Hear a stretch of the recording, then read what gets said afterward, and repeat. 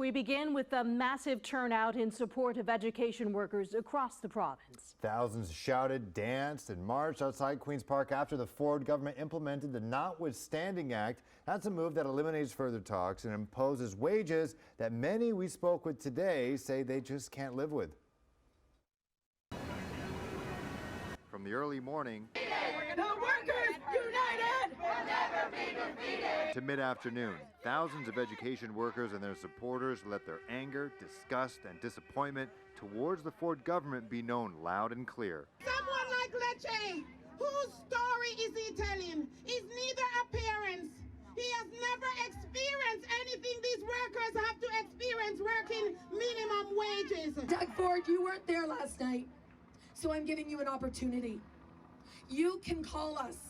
You can meet with us. You can come to a table with a fair deal. And you can repeal that draconian piece of legislation right now.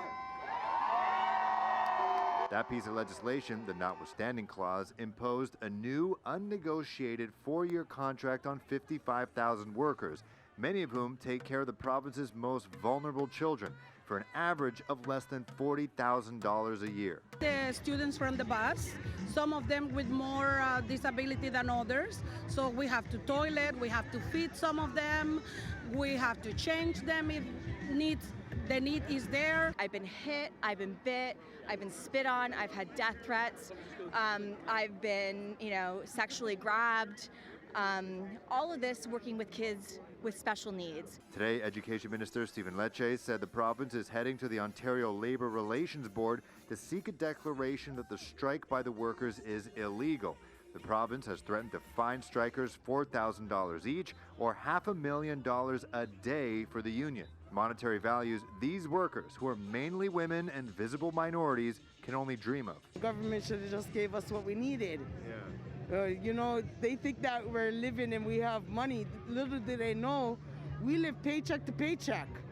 So, and a lot of us are single parents. A 10-year-old shouldn't have to worry that his mommy won't have money for basic things that he needs. It's a fair wage. Yeah. A fair wage. We're not asking for the most, and we're not asking for $1 million. All we're asking for is something that can help us get it by. Cost of living is going up. Like she said, we have kids to take care of. Some of us have mortgages. And it's not that we're in this job for the money, because if we were, we wouldn't be working in this job.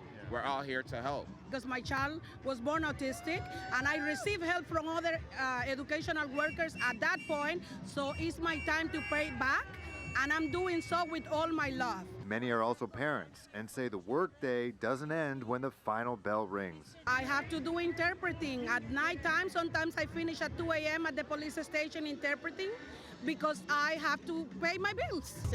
Cost of living is high. I have to work 2 jobs to make sure I can provide for my children every day.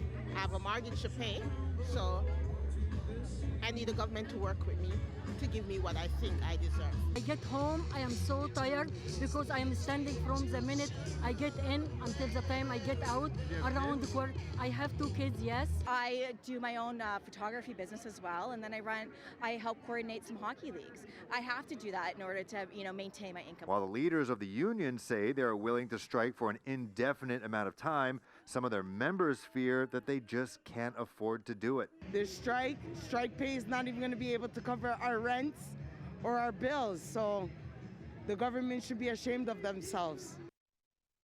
Well, towards the end of the demonstration outside Queen's Park, union leaders indicated that they plan to block a very busy intersection of Yonge and Dundas in the heart of downtown Toronto tomorrow, starting around 9 a.m. So make those arrangements. Now, speaking of, prepare for more labor disruptions. Now, at that same rally, the Amalgamated Transit Union announced that they too will go on strike on Monday if Metrolinx doesn't give them increased job security.